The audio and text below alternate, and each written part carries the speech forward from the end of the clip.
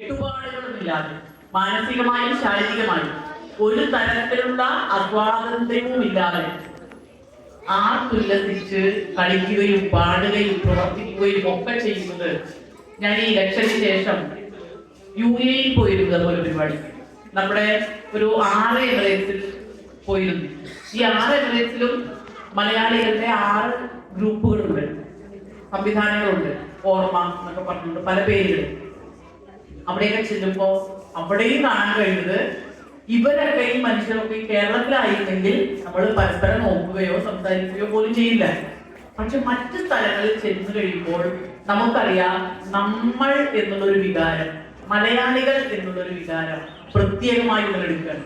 കേരളത്തിൽ ജീവിക്കുമ്പോൾ കാര്യമില്ലല്ലോ, എല്ലാവരും മലയാളികളാണ്. പക്ഷെ ആ നാട് വിട്ട് വേറൊരു സ്ഥലത്ത് ചെല്ലുമ്പോൾ നമ്മുടെ തനിമ എന്താണെന്ന് നമ്മൾ തിരിച്ചറിയുന്നു. നമ്മൾ ആ തനിമയുടെ അടിസ്ഥാനത്തിൽ കൂട്ടുകൂടുന്നു. ഇനി നാട്ടിലാണ് ചില പരിപാടികൾ വിളിക്കുന്നതെങ്കിലോ, ഇതിപ്പോ നിങ്ങളുടെ പല കാര്യങ്ങളും പറഞ്ഞു. കുട്ടികൾക്ക് പരീക്ഷയാണ്, അമ്മമാര് പഠിപ്പിക്കാനിരിക്കുകയാണ്, അച്ഛന്മാരും അവിടെയുണ്ട്. അപ്പൊ അതുകൊണ്ട് നമ്പർ കുറഞ്ഞു എന്ന് പറഞ്ഞു. എങ്കിലും നിങ്ങൾ ഇത്രയും പേര് ഇവിടെ സംഘടിപ്പിച്ചു. നാട്ടിലാണെങ്കിൽ ഒരു പക്ഷേ ഈ പറഞ്ഞ ആളുകൾ നമ്മളൊന്നും വരില്ല. നിങ്ങൾ നാട്ടിലാണെങ്കിൽ വരില്ല. അതെന്താണെന്ന് എനിക്ക് മനസ്സിലായിട്ടില്ല.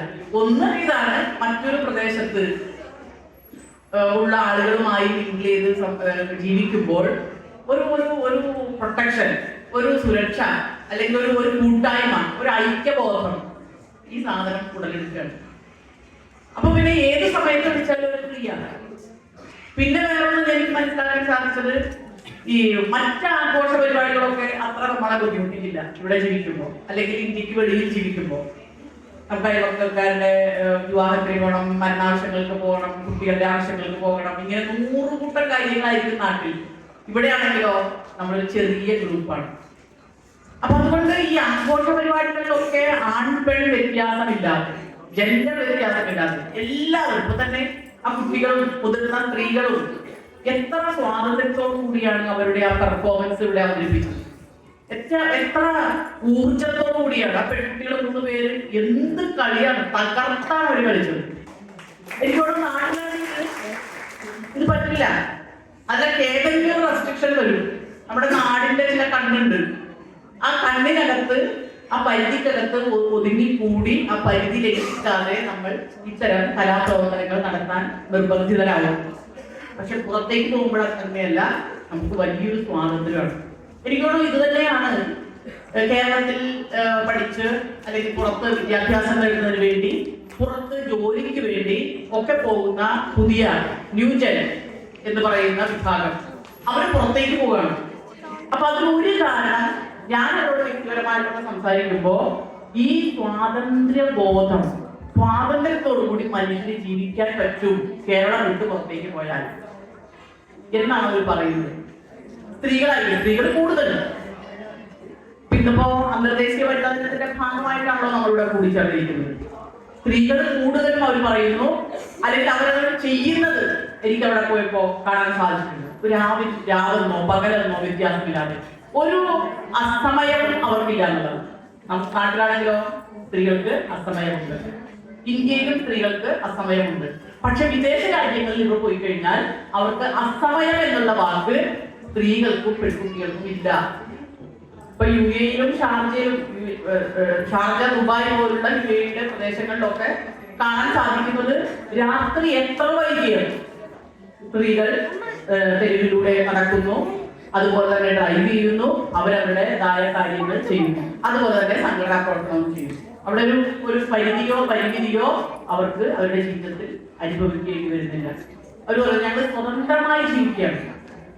അപ്പൊ നമ്മുടെ നാടും മറ്റു പ്രദേശങ്ങളും, നമ്മുടെ നാടെന്ന് പറയുമ്പോൾ ഞാൻ കേരളം മാത്രമല്ല കേട്ടോ, ഇന്ത്യ എന്ന് പറയുന്നത് നമ്മുടെ രാജ്യവും, അതുപോലെ തന്നെ മറ്റു പ്രദേശങ്ങളിൽ നമ്മുടെ ആളുകൾ ചേക്കേറുമ്പോൾ അവർക്ക് അവിടെ കിട്ടുന്ന ഒരു സ്വാതന്ത്ര്യവും വളരെ വലുതാണ് എന്ന് തിരിച്ചറിവാണ് മിക്കവാറും നമ്മുടെ നാട്ടിലുള്ള ആളുകളെ പുറം രാജ്യങ്ങളിലേക്ക് ചേക്കേറാൻ അവർക്ക് സാധിക്കുന്നു. പിന്നെ മാത്രമല്ല, നമ്മുടെ നാട്ടിൽ ചെയ്യുന്ന അതേ ജോലി വേറെ സ്ഥലത്ത് പോയി ചെയ്യാൻ ഒരു മടിയില്ല നമുക്ക്.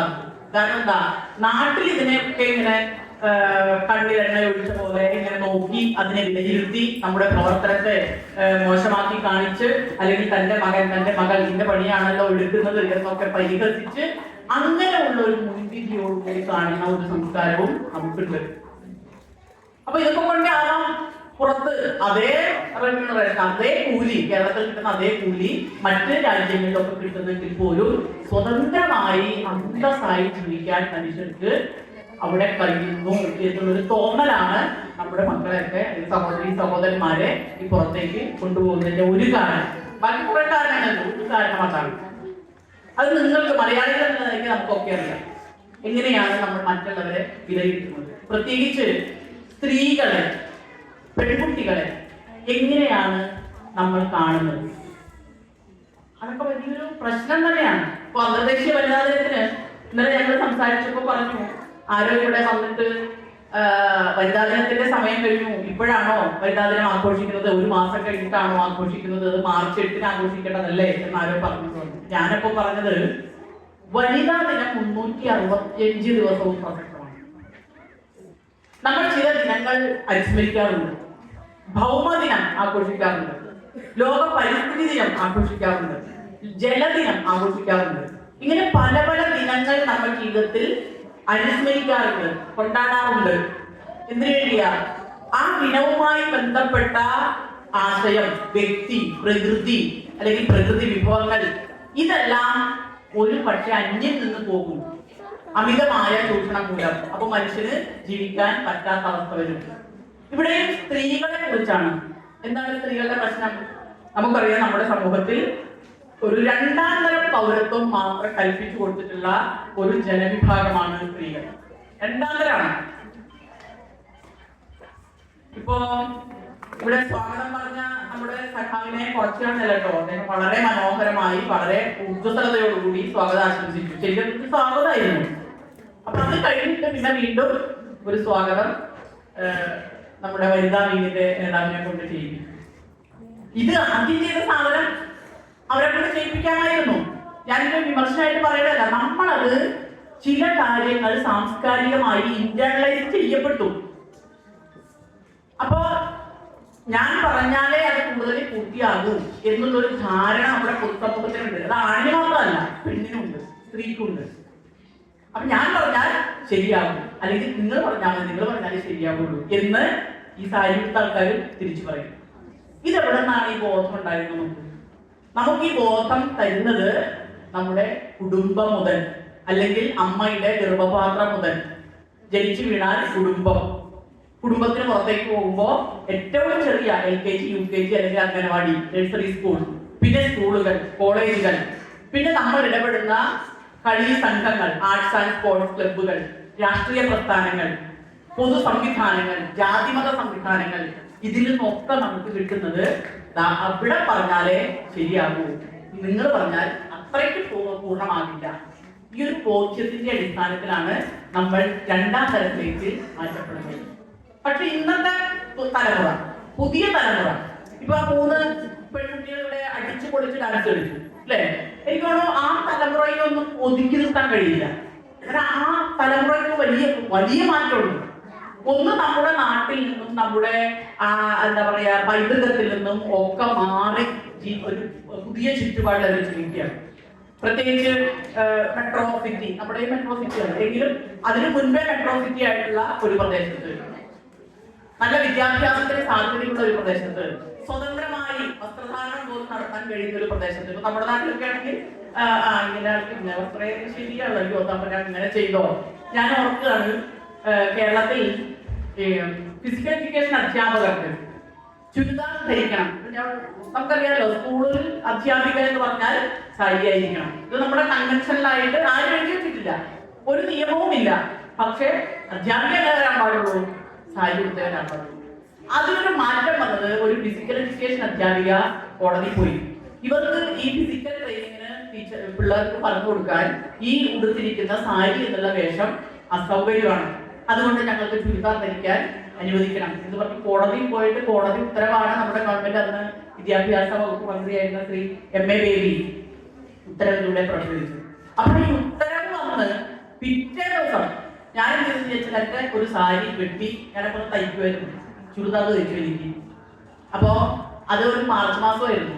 അപ്പോൾ മാർച്ച് അവസാനം, മാർച്ച് ഏപ്രിലിൽ ഈ SSLCയുടെ റിസൾട്ട് വരിക. അപ്പം ഞാനത് പഠിപ്പിച്ചുകൊണ്ടിരുന്നത് ഹയർ സെക്കൻഡറി സ്കൂളിലാണ്. അപ്പം ഈ റിസൾട്ട് വന്നു കഴിഞ്ഞപ്പോൾ കുട്ടികൾക്ക് അനുമോദനമുണ്ട്. ഈ അനുമോദന സമയത്ത് ഞാൻ ചുരിദാർ ഇട്ടിട്ട്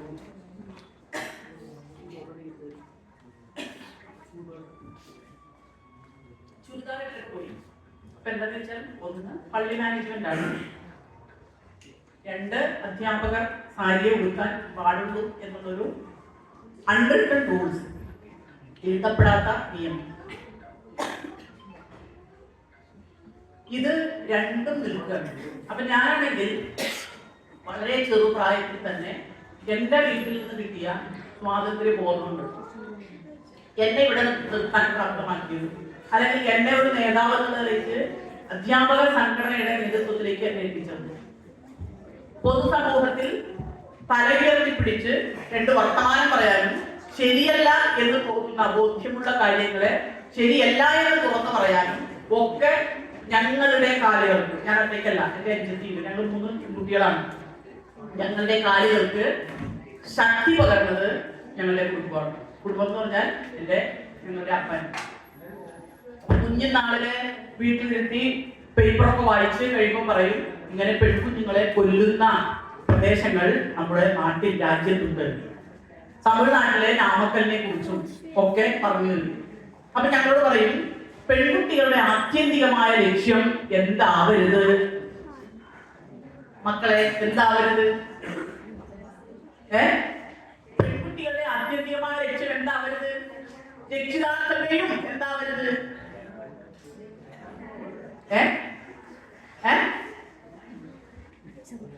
പെൺകുട്ടികളെ മാത്രം എന്തിനാ? എന്തിനാ പെൺകുട്ടികളെ വളർത്തുന്നത്? കല്യാണം കഴിച്ചിട്ടുണ്ടായി അല്ലേ? അപ്പോ അപ്പൻ ഞങ്ങളോട് പറയുമായിരുന്നു, വിവാഹമല്ല പെൺകുട്ടികളുടെ ആത്യന്തികമായ ലക്ഷ്യം. പിന്നെന്തായിരിക്കണം? വിദ്യാഭ്യാസം, സ്വന്തം കാലിൽ നിൽക്കാനുള്ള കെൽപ്പ്. നമ്മൾ പ്രായമായി എന്ന ഒറ്റ കാരണം കൊണ്ട് ഏതെങ്കിലെയുമാണ് ഏതാണെങ്കിൽ വിവാഹത്തിന് നിർബന്ധിക്കാറുണ്ടോ? എനിക്ക് പ്രായമായി കല്യാണം കഴിക്കണം എന്ന് നമ്മൾ പറയാറുണ്ടോ? ഇല്ല. എന്ത് പറയും? കല്യാണ പ്രായമൊക്കെ ആയി, പക്ഷെ അതിന് ജോലിയൊന്നും ആയില്ല, ഇല്ലേ? ഇതേ മനോഭാവമാണ് ഞങ്ങളുടെ അപ്പൻ പഠിപ്പിച്ചത്. വിവാഹമല്ല പെൺകുട്ടിയുടെ അല്ലെങ്കിൽ ആൺകുട്ടികളുടെ ആത്യന്തികമായ ലക്ഷ്യം, മറിച്ച് കഴിവുള്ളത്രയും പഠിക്കുക. അവരുടെ കഴിവുണ്ടായാൽ മാത്രം പോരാ. നമ്മുടെ സമൂഹത്തിൽ അസമത്വം നല്ലൊരു സമൂഹമാണ്. അപ്പൊ വീട്ടിലെ കഴിവിനനുസരിച്ച് നമുക്ക് പഠിക്കാൻ പറ്റണം. ആ കഴിവിനെ ഉപയോഗിച്ച് സ്വന്തമായി വരുമാനം ഉണ്ടാകുന്ന ഒരു തൊഴിലുണ്ടാവണം.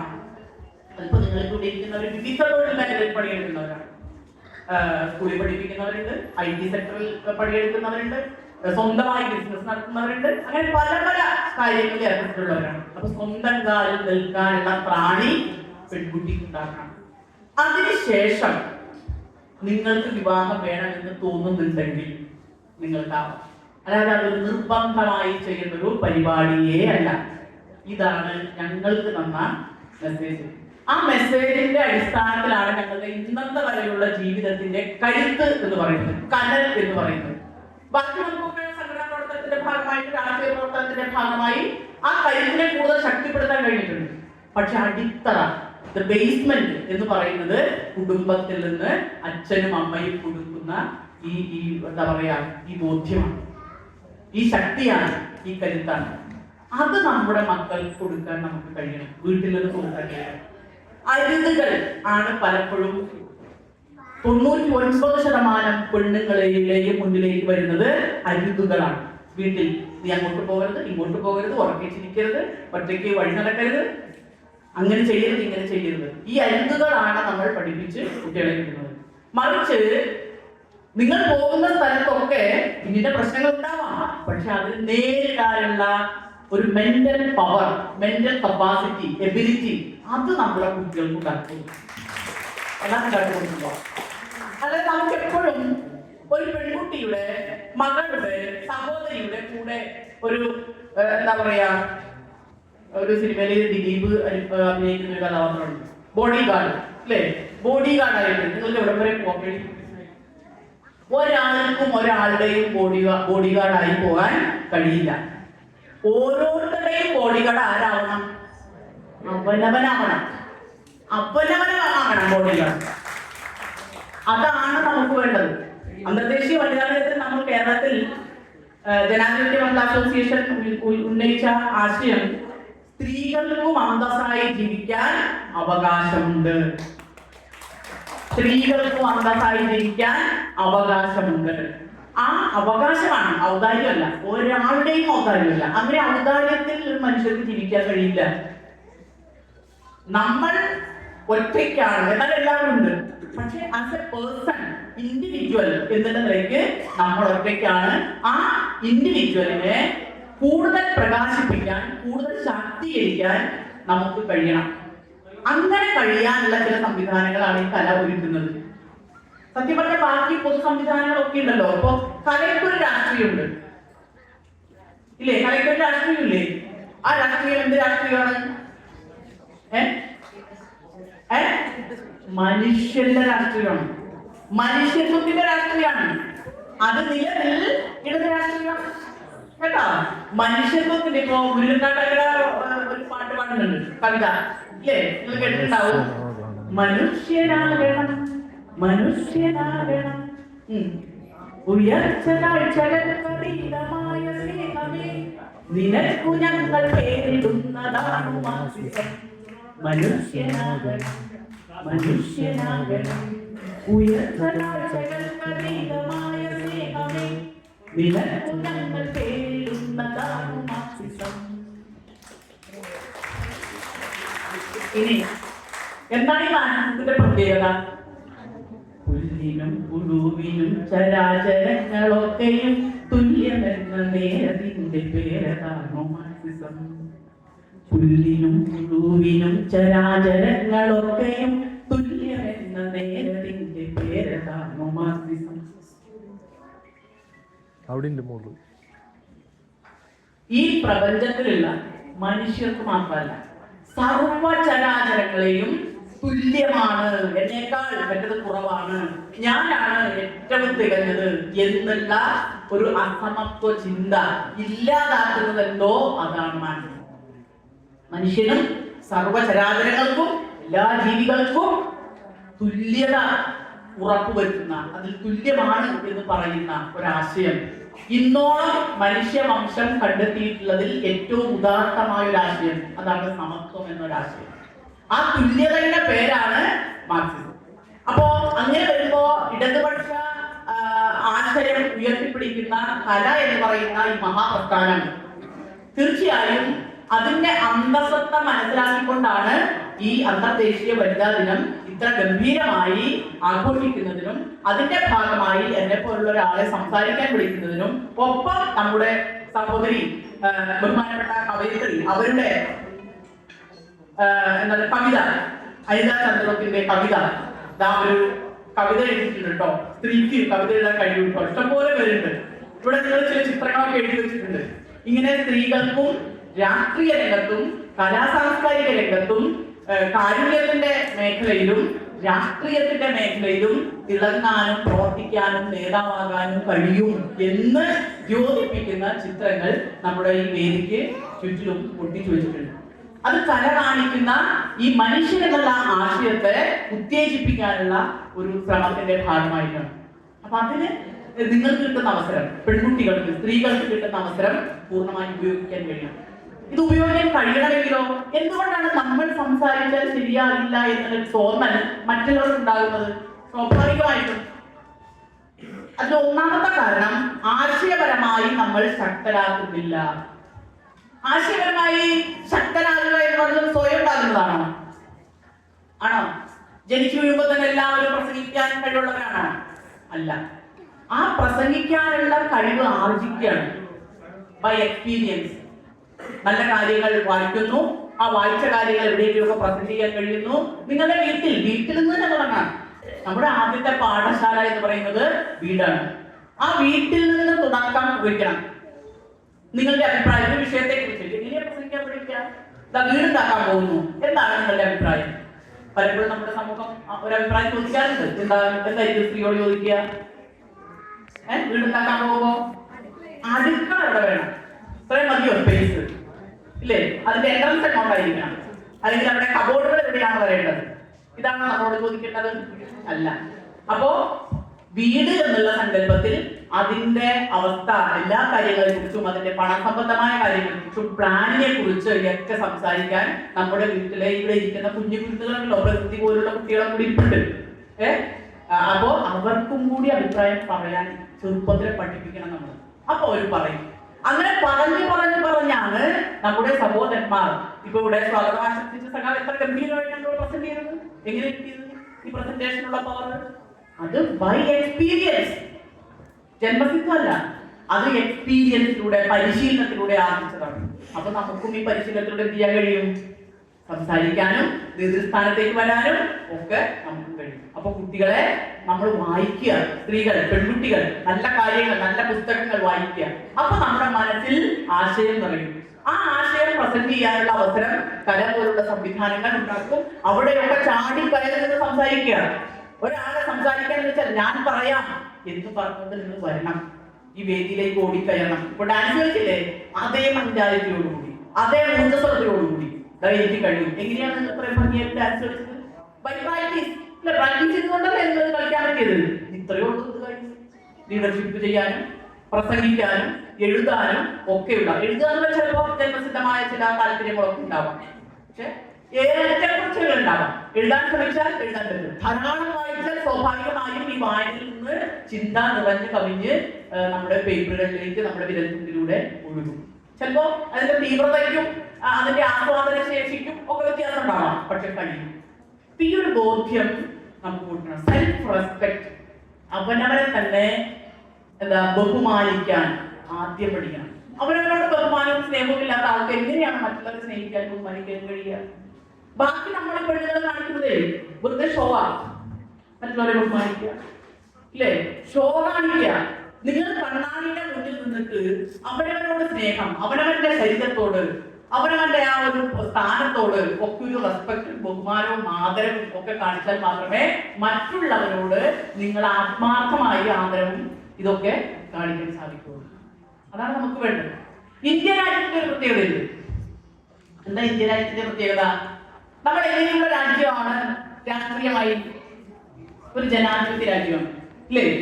കാരണം അതിൽ നമ്മൾ കണ്ടെത്തുന്ന ഏറ്റവും പ്രധാനപ്പെട്ട കാരണം 5 ആണ്ട് കൂടുമ്പോൾ നമ്മൾ നമ്മുടെ ജനപ്രതിനിധികളെ തെരഞ്ഞെടുത്ത് പഞ്ചായത്തുകളിലേക്കും നിയമസഭയിലേക്കും പാർലമെന്റിലേക്കും അയക്കുന്നു. നമുക്ക് എല്ലാവർക്കും വോട്ടവകാശമുണ്ട്. 18 വയസ്സെന്നുള്ള കണ്ടീഷൻ വെച്ച് എല്ലാ മനുഷ്യർക്കും വോട്ടവകാശമുണ്ട്. അപ്പോ നമ്മൾ ഒരു ജനാധിപത്യ രാജ്യമാണ്, ഏറ്റവും വലിയ ജനാധിപത്യ രാജ്യമാണ്. കാരണം ഏറ്റവും കൂടുതൽ ആളുകൾ വോട്ടേഴ്സ് ആയിട്ടുള്ള ലോകത്തിലെ പ്രധാനപ്പെട്ട ഒരു രാജ്യമാണ്. അപ്പൊ അതുകൊണ്ട് ഏറ്റവും വലിയ ജനാധിപത്യം എന്ന് പറയും. പക്ഷേ ഈ ആണിന്റെയും പെണ്ണിന്റെയും ട്രാൻസ്ജെൻഡറിന്റെയും അതിനെക്കുറിച്ച് നമുക്ക് ഇപ്പോഴാണ് പറ്റില്ല വന്നത് അല്ലെ? ട്രാൻസ്ജെൻഡർ എന്ന് പറഞ്ഞാൽ പണ്ട് കാലത്തേ ഉണ്ട്, പക്ഷെ അവരെ നമ്മൾ അംഗീകരിച്ചിരുന്നില്ല. അവരെ നമ്മൾ കളിയാക്കുകയാണ് ചെയ്തിട്ടുള്ളത്. ചാന്തോട്ട് എന്നുള്ള സിനിമയിലൊക്കെ നമ്മൾ കാണുന്നുണ്ട്. പക്ഷെ ഇപ്പോ ശാസ്ത്രം പറയുന്നു, മനുഷ്യൻ XX എന്ന് പറയുന്ന ക്രോമസോൺ പെണ്ണായിട്ടും പെണ്ണിനും XY ക്രോമസോൺ ആണിനും എന്ന പോലെ തന്നെ XXY ക്രോമസോൺ ഉള്ളവരുണ്ടാവാം, അല്ലെങ്കിൽ YYX ക്രോമസോൺ ഉള്ളവരും ഉണ്ടാവാം. അപ്പൊ ട്രാൻസ്ജെൻഡർ എന്നുള്ള വിഭാഗം കൂടി ഉണ്ട് എന്ന് നമ്മൾ ഇന്ന് അംഗീകരിക്കുക. പക്ഷെ അത് ഇന്നും അംഗീകരിക്കാൻ പറ്റാത്ത ആളുകളുണ്ട് നമ്മുടെ സമൂഹത്തിൽ. കാരണം അത്രയ്ക്ക് വളരുന്നില്ല, ചിന്ത വികസിക്കുന്നില്ല, വിദ്യാഭ്യാസമില്ല. അപ്പോ ഞാൻ സൂചിപ്പിച്ചത്, ഇങ്ങനെ വ്യത്യാസമില്ലാതെ എല്ലാ മനുഷ്യർക്കും തുല്യത പ്രദാനം ചെയ്യുന്ന ഒരു ഭരണഘടന നമുക്കുണ്ട്, ഈ ജനാധിപത്യ രാജ്യത്തുണ്ട്. അതിനു മുമ്പ് അങ്ങനെ ആയിരുന്നില്ല. അപ്പൊ ഈ ഭരണഘടന എങ്കിലും, ഇന്നത്തെ നമ്മുടെ ഡിമാൻഡ് എന്താ? ഈ ഭരണഘടനയിൽ പറഞ്ഞിട്ടുള്ള കാര്യമെങ്കിലും നമുക്ക് എന്ത് ചെയ്യണം? അനുഭവിക്കാൻ കഴിയണം, ഉറപ്പുവരുത്താൻ നമുക്ക് കഴിയണം. അത് കഴിഞ്ഞിട്ടാണ് നമ്മൾ പറയുന്ന ഇടതുപക്ഷ രാഷ്ട്രീയം ഉയർത്തിപ്പിടിക്കുന്ന സോഷ്യലിസത്തിലേക്കും കമ്മ്യൂണിസത്തിലേക്കും നമ്മൾ പോരുക. ഇപ്പൊ സോഷ്യലിസം കമ്മ്യൂണിസത്തെ കുറിച്ച് പറയുന്നുണ്ട്. എന്താണ്? കഴിവിനൊത്തു പണിയണം, ചെലവിനൊത്തെടുക്കണം, മിച്ചമുള്ളതോ പകുത്തു പങ്കുവയ്ക്കണം. കമ്മ്യൂണിസമാണ് ഈ പറയണേ. എത്ര പാരഗ്രാഫ് വായിച്ചിട്ടാണ് നമ്മൾ മനസ്സിലാക്കുക കമ്മ്യൂണിസം അല്ലെ? ഡിഗ്രിക്കൊക്കെ പഠിക്കുമ്പോൾ എന്താണ് മാർക്സിസം, എന്താണ് കമ്മ്യൂണിസം, എന്താണ് സോഷ്യലിസം എന്നൊക്കെ നമ്മൾ പേജുകൾ മാറി മാറി വായിച്ചിട്ടാണ് മനസ്സിലാക്കാൻ ശ്രമിക്കുന്നത്. പക്ഷെ വളരെ ചുരുക്കം 2 വരികളിലൂടെ മുന്നിൽ കാട്ടാക്കട പറഞ്ഞു, കഴിവിനൊത്തു പണിയണം, ചെലവിനൊത്തെടുക്കണം, മിച്ചമുള്ളതോ പകുത്തു പങ്കു വയ്ക്കണം. ഇതാണ് കമ്മ്യൂണിസം. അവനവന്റെ കഴിവിനനുസരിച്ച് പ്രവർത്തിക്കുക, അവനവന്റെ ആവശ്യത്തിനനുസരിച്ച് എടുക്കുക, ബാക്കി വരുന്നത് എല്ലാവർക്കുമായി പങ്കുവയ്ക്കുക. ഇത്രയും ഉദാത്തമായൊരു ഒരു ആശയം ലോകത്ത് ഇന്നോളം കണ്ടുപിടിക്കപ്പെട്ടിട്ടില്ല, ആരും പറഞ്ഞിട്ടുമില്ല. അപ്പൊ നമുക്ക് അവിടേക്കാണ് എത്തേണ്ടത്. പക്ഷെ ഇന്ത്യ എന്ന് പറയുന്ന ഇന്നത്തെ രാജ്യത്തിന് പ്രത്യേകത എന്താ? നമ്മളൊരു ബൂർഷ്വാ ജനാധിപത്യ രാജ്യത്താണ്.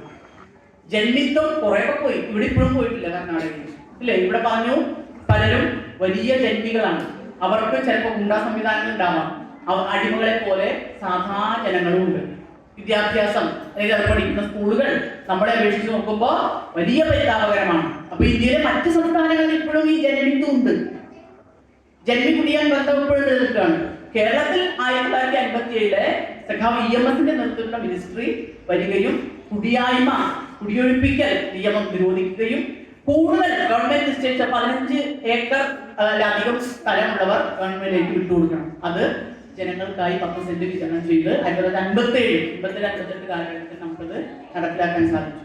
അപ്പോ ജനാധിപത്യ രാജ്യമാണ്, കുറെയൊക്കെ അവകാശങ്ങൾ മനുഷ്യർക്ക് ലഭിച്ചിട്ടുള്ള ഒരിടമാണ് നമ്മുടെ കേരളം. പക്ഷെ ഇന്ത്യയിൽ അങ്ങനെയല്ല.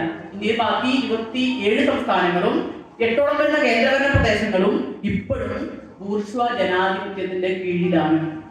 പക്ഷെ നമുക്ക് കുറെയൊക്കെ ചെയ്യാൻ കഴിയും. അതാണ് അന്ന് EMS അധികാരത്തിൽ വന്നപ്പോ അന്ന് മാധ്യമങ്ങളോട് പറഞ്ഞു, നിങ്ങൾ കമ്മ്യൂണിസ്റ്റുകാരാണല്ലോ ഈ മന്ത്രിസഭയെ ഉണ്ടാക്കാൻ പോകുന്നത്, ഗവൺമെന്റ് ഉണ്ടാക്കാൻ പോകുന്നത്, നിങ്ങളിപ്പോ കമ്മ്യൂണിസ്റ്റ് നടപ്പാക്കുമോ? അപ്പൊ EMS എന്താ പറഞ്ഞത്? പറ്റില്ല. അപ്പൊ നമ്മളൊക്കെ അന്നത്തെ ജനങ്ങൾ എന്താ EMS ഇങ്ങനെ പറയണേ? ഒരു കമ്മ്യൂണിസ്റ്റുകാരൻ അധികാരം കിട്ടിയിട്ട് കമ്മ്യൂണിസം നടപ്പിലാക്കില്ല എന്നാണല്ലോ പറയണേ. അപ്പൊ EMS പറഞ്ഞു, ഇത് ഒരു ബൂർഷ്വാ ജനാധിപത്യ രാജ്യമാണ്. കേരളം എന്ന് പറയുന്നത് ഒരു രാജ്യമല്ല, ഒരു രാജ്യത്തിന്റെ ഒരു ഫെഡറേഷനിനകത്ത് ഒരു സ്റ്റേറ്റ് മാത്രമാണ്. അപ്പൊ നമുക്ക് വേണ്ടി നമുക്ക് ഈ കമ്മ്യൂണിസം അവിടെ നടപ്പിലാക്കാൻ സാധിക്കില്ല. ഒരു രാജ്യത്തിനകത്ത് കമ്മ്യൂണിസ്റ്റ് ആശയങ്ങൾ ഉയർത്തിപ്പിടിക്കുന്ന ഗവൺമെന്റ് ഭരിക്കുന്നു. അങ്ങനെ ഭരിക്കുന്ന സമയത്ത് മനുഷ്യർക്ക് ചെയ്യാൻ പറ്റുന്ന നല്ല കാര്യങ്ങൾ ചെയ്തു കൊടുക്കുക, അതാണ് കമ്മ്യൂണിസ്റ്റ് ഗവൺമെന്റിന്റെ ലക്ഷ്യം. അങ്ങനെയാണ് വിദ്യാഭ്യാസ നിയമവും മറ്റേ ഭൂപരിഷ്കരണ നിയമവും ഒക്കെ ആ ഗവൺമെന്റ് കൊണ്ടുവന്നു. അതിനുശേഷം 60കളിൽ 80കളിൽ 90കളിൽ ഇപ്പോഴും ചരിത്രത്തിൽ ആദ്യമായി 2 വട്ടം തുടർച്ചയായി ഗവൺമെന്റ് ഭരിച്ചു. എന്താ മാറ്റം? കേരളത്തിൽ ഒരു വേറിട്ട പ്രദേശമാണ്. കേരളം ഒരു വേറിട്ട പ്രദേശമാണ്. ഭരണഘടന പറയുന്ന ചില അവകാശങ്ങളെങ്കിലും സ്വന്തം ജീവിതത്തിൽ അനുഭവിച്ച് ജീവിക്കാൻ കഴിയുന്ന ഒരു പ്രദേശമാണ് കേരളം. 1 കിലോമീറ്റർ ചുറ്റളവിൽ ഒരു സ്കൂളുണ്ട്, 2 കിലോമീറ്റർ ചുറ്റളവിൽ ഒരു UP സ്കൂളുണ്ട്, 3 കിലോമീറ്റർ ചുറ്റളവിൽ 1ഓ അതിലധികമോ ഹയർ സെക്കൻഡറി സ്കൂളുണ്ട്. ഒരു പ്രദേശത്ത് ഒരു ടൗണിൽ ഒരു കോളേജെങ്കിലും ഉണ്ട്.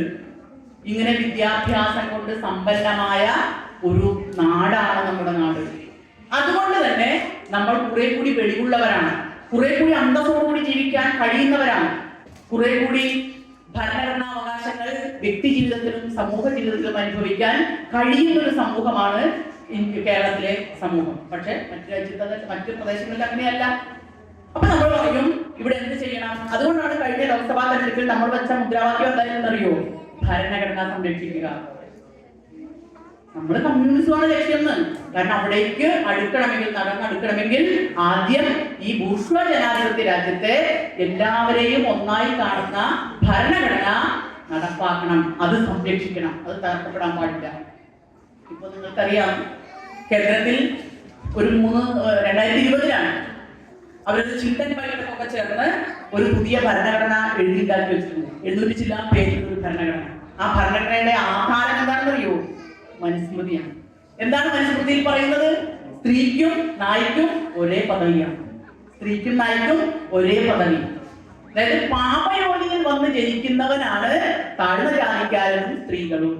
അപ്പൊ അതിന് മറുപടിയായിട്ട് കേരളത്തിൽ നിന്നൊരാൾ പറഞ്ഞു, ഒരാകാരം ഒരേ യോനി, ഒരു ഭേദവുമില്ലതിന്. ആരാ പറഞ്ഞേ? ആരാ പറഞ്ഞു? ശ്രീനാരായണ ഉണ്ടോ? ഒരാകാരം ഒരേ യോനി, ഒരു ഭേദവുമില്ല അതിന്. അപ്പോ എല്ലാ യോനിയും മനുഷ്യ ശരീരത്തിലെ ഒരേ കർമ്മമാണ് നിർവഹിക്കുന്നത്. ഒരു ഭേദവും അതിലില്ല. അതുകൊണ്ട് എല്ലാ മനുഷ്യരും തുല്യരാണ്. ഗാന്ധിജി കേരളം സന്ദർശിച്ചതിന്റെ 100ാം വാർഷികം ആഘോഷിക്കുകയാണ് നമ്മളിപ്പോ.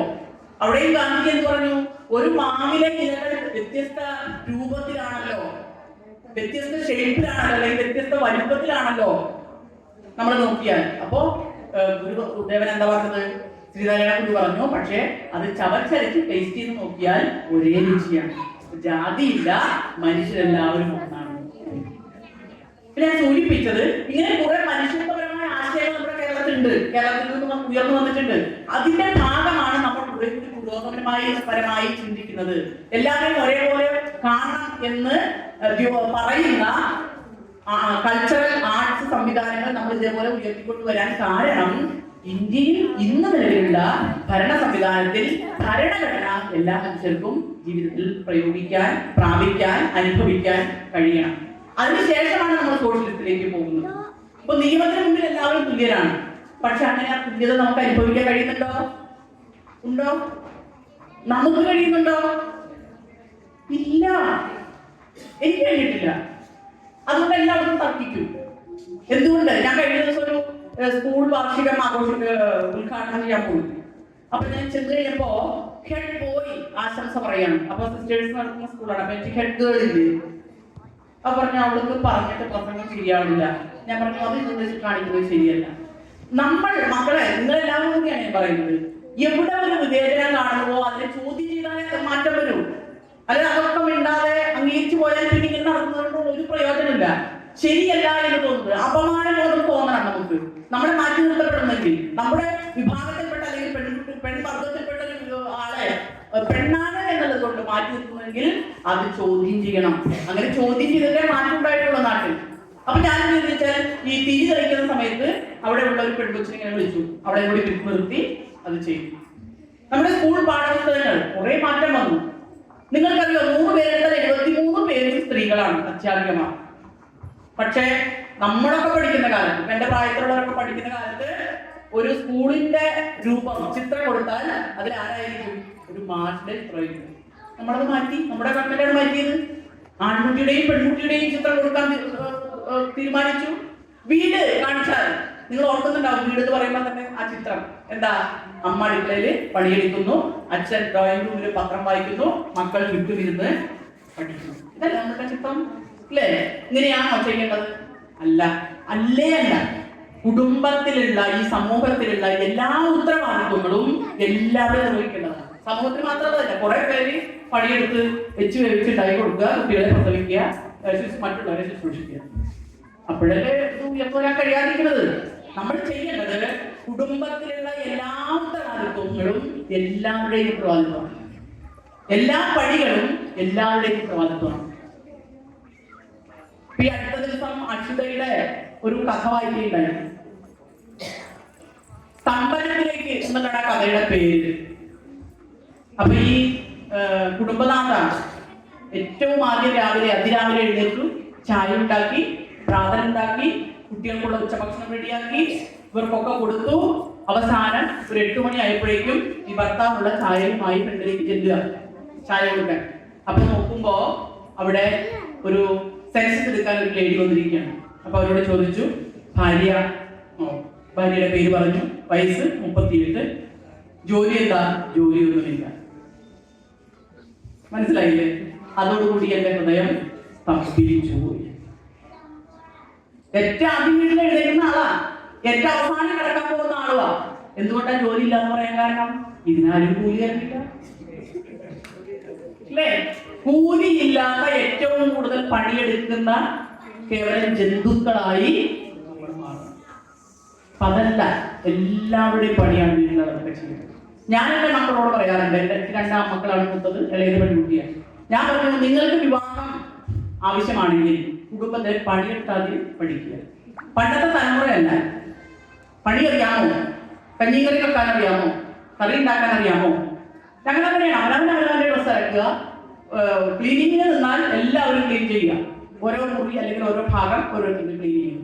അപ്പൊ എനിക്കും പുറത്തു പോകാൻ പറ്റും. നേരെ മറിച്ച് ഞാനിങ്ങനെ ഇഡലിയും ദോശയും ചമ്മന്തിയും മറ്റു സാധനങ്ങളൊക്കെ ഉണ്ടാക്കിയാണ് നിൽക്കുന്നതെങ്കിൽ നിങ്ങൾ തന്നെ ഇവിടെ പ്രസംഗിക്കാൻ പറ്റുമോ? ഇല്ലേ? അവർക്കെന്തറിയാം? അപ്പോ നമുക്കും നാട് ഭരിക്കാൻ നേതാവാകാൻ കഴിയും എന്ന് തെളിയിച്ചു കൊടുക്കേണ്ട ഉത്തരവാദിത്വം നമ്മുടെ മക്കൾക്ക്. അവരെ അതിന് പ്രാപ്തരാക്കേണ്ട ഉത്തരവാദിത്വം രക്ഷിതാക്കളുണ്ട്. അതായത് നിങ്ങൾ 24 മണിക്കൂർ അവരുടെ നിങ്ങൾ ഭരിച്ചു കഴിഞ്ഞാൽ പിന്നെ അവർക്ക് ജീവിക്കട്ടെ. അവർക്ക് ജീവിക്കാനുള്ള കരുത്തും കെൽപ്പും അവരുടെ കാലുകൾക്കും അവരുടെ മനസ്സിനും അവരുടെ ചിന്തയ്ക്കും കൊടുക്കണം. അതാണ് അവർക്ക് കൊടുക്കാൻ പറ്റുന്ന ഏറ്റവും വലിയ മുതൽ. അല്ലാതെ നിങ്ങൾ ഉണ്ടാക്കി വെച്ചിട്ടുള്ള സ്ത്രീകളൊന്നുമല്ല. ഇനി വിദ്യാഭ്യാസം ഉണ്ട്. നമ്മൾ പറയും കേരളം കുറേയൊക്കെ മാറിയിട്ടുണ്ടോ? നല്ല വിദ്യാഭ്യാസം ഉണ്ടല്ലോ അവർക്കും, പറയാറില്ലേ? പക്ഷെ നിങ്ങൾ കേൾക്കുന്നുണ്ട്, വിസ്മയെ പോലുള്ള കുട്ടികൾ ഉന്നത വിദ്യാഭ്യാസമുള്ള മക്കളാണ്, ഡോക്ടറാണ്, പക്ഷേ ഭർത്തൃ വീട്ടിൽ കൊല ചെയ്യപ്പെടുന്നു. അങ്ങനെ ഇപ്പം നിരന്തരമായ കുറെ സംഭവങ്ങൾ നമ്മുടെ നാട്ടിലുണ്ടാകും. എന്തുകൊണ്ട്? നമ്മൾ ഏറ്റവും കൂടുതൽ സ്നേഹിക്കുന്നത് നമ്മുടെ മക്കളെയാണ്, അല്ലേ? എനിക്കറിയാം, ഞാൻ ഇന്നലെ പ്രതീക്ഷിന്റെ ഒക്കെ കൂടെ പോകുമ്പോ ആ കൊച്ചിനെ ഇങ്ങനെ ചേർത്ത് പിടിക്കുകയാണ്. പിന്നെ അതിനെ കെൻസിയ അല്ലേ, പ്രകൃതി അല്ല, മറ്റേ കൊച്ച് നമ്മുടെ കെസിയ, നമ്മുടെ ബിനുവിന്റെ, ഇവരൊക്കെ ചേർത്ത് പിടിച്ചുകൊണ്ടാണ് പോകുന്നത്. പക്ഷെ നിങ്ങൾ ഓർക്കേണ്ടത്, ഈ ചേർത്ത് പിടിക്കൽ ഒരു പ്രത്യേക പ്രൊട്ടക്ഷനാണ്. പക്ഷെ അവരെന്ത് ചെയ്യണം? അവരെ പ്രേരിപ്പിക്കണം. നിങ്ങളുടെ കാലം കഴിഞ്ഞാൽ, നമ്മുടെ കാലം കഴിഞ്ഞാൽ അവർക്ക് ഈ ലോകത്ത് ജീവിക്കണ്ടേ? അവർക്ക് ഈ ലോകത്ത് അഭിമുഖീകരിക്കേണ്ട എല്ലാ ഭീഷണികളെയും അവർ സ്വന്തം നേരിടാൻ പഠിപ്പിക്കണ്ടേ? അല്ലാതെ ലോണും മറ്റു കാര്യങ്ങളൊക്കെ സ്വരുക്കൂട്ടി വെച്ച് കുറെ സ്ത്രീധനം കൊടുത്ത് കെട്ടിച്ചു വിടുക, ഇതാണല്ലോ നമ്മൾ ചെയ്യുക. അപ്പൊ അതല്ല വലുത്. ഇനി ഈ കുട്ടി വിസ്മയെ കുറിച്ചാണ് നമ്മൾ പറയുന്നത്. ആ കുട്ടിക്ക് തിരിച്ചു വീട്ടിലേക്ക് പോരണമെന്നുണ്ട്. പക്ഷെ നമ്മൾ എന്താ പറയാ? അതാണ് നിന്റെ വീട്, കല്യാണം കഴിഞ്ഞാൽ പിന്നെ നിന്റെ വീടതാണ്, അവിടെ കിടന്ന് എല്ലാം സഹിച്ച് നീ അവിടെ ജീവിക്കുക. പിന്നെ എന്ത് സ്നേഹമാണ് നമ്മൾ മക്കളോട് കാണിക്കുന്നത്? ആ സ്നേഹത്തിന് എന്തെങ്കിലും ആത്മാർത്ഥതയുണ്ടോ? നേരെ മറിച്ച് ജീവിതകാലം മുഴുവൻ നിനക്ക് സ്വാതന്ത്ര്യത്തോടുകൂടി കരുതലോടുകൂടി കയറി വരാവുന്ന ഒരിടമാണ് നിന്റെ വീട് എന്നല്ലേ നമ്മൾ ബോധ്യപ്പെടുത്തേണ്ടത്. അങ്ങനെയല്ല ബോധ്യപ്പെടുത്തേണ്ടത്. അത്തരത്തിലുള്ള ചിന്തയിലേക്ക് നമുക്ക് പോകണം. 2012 ഇന്ത്യ രാജ്യത്തെ നമ്മളെയൊക്കെ വിറപ്പിച്ച, നമ്മളെയൊക്കെ സ്തംഭനത്തിലാക്കിയ, നമ്മളെയൊക്കെ നമ്മുടെ ഹൃദയത്തെ എന്താ പറയാ തകർത്ത അതിദാരുണമായ ഒരു സംഭവം ഉണ്ടായിരുന്നത് ഒരു പെൺകുട്ടി ഡൽഹിയിൽ വെച്ച് അതിക്രൂരമായി കൊല ചെയ്യപ്പെട്ടു. നമ്മൾ മെഴുകുതിരിയൊക്കെ കത്തിച്ചു, അതൊക്കെ അതിനോട് കൂടി ഐക്യദാർഢ്യം പ്രകടിപ്പിച്ചു.